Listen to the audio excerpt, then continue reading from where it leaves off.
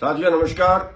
साथियों आजकल यूरिया की और डीएपी की बहुत भारी कमी चल रही है। डीएपी तो मिल ही नहीं रहा है और फसल बजाई का टाइम है। सब्जी का, आलू का, गेहूं का, सरसों का, ये सब अभी बिजाई हो रहा है और जब हमें खाद की जरूरत होती है तब खाद की शॉर्टेज मेरे को ये लगता है कि जानबूझकर की जाती है।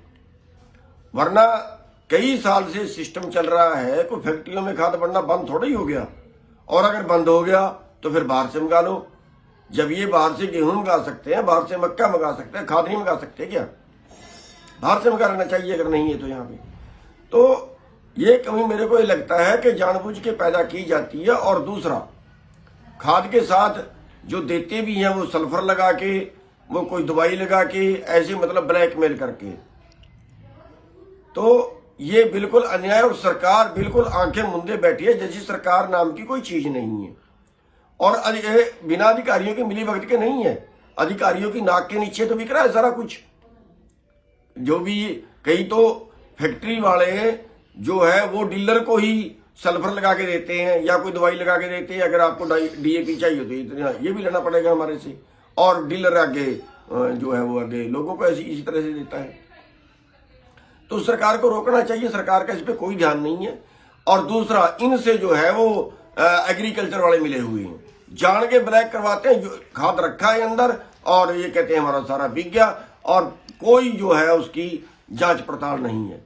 तो साथियों, मैं चेतावनी देना चाहता हूं सरकार को और एग्रीकल्चर के अधिकारियों को कि ये बदमाशी है एक तरह से और हमारी लूट है, ये किसी हाल चलने नहीं जाएगी। और कभी हमें यह करना पड़े कि जिसके पास यूरिया डीएपी रखा हो और वो दे ना रहा हो तो हमें बताएं। हम अपना जिला प्रधान भेजेंगे, हम अपना ब्लॉक प्रधान भेजेंगे और उठा के ले जाएंगे बिना पैसे के, बांटेंगे लोगों को, कहेंगे उठा के ले जाओ इसको। कभी फिर कहीं बताया नहीं, तब मुकदमा दर्ज मेरे पे कर लेना जो बनता है डकैती का। गुंडागर्दी नहीं चलेगी। गुंडागर्दी पर लगाम लगाने के लिए जनता को जागरूक होना पड़ेगा। मैं सभी किसान भाइयों से बेनती करूंगा कि जिसके पास भी डीएपी है और वो नहीं बेच रहा है, या तो शराब से बेच दे, उठवा दे किसानों को। और अगर गुंडागर्दी करता है, उसको ब्लैक करता है, उसको कुछ और तरह से किसी बदनीयत से उसको रोका हुआ है या किसी दूसरे स्टेट में भेज रहे हैं, तो फिर हमें कोई ना कोई कदम उठाना पड़ेगा और फिर उसकी जिम्मेवार सरकार होगी।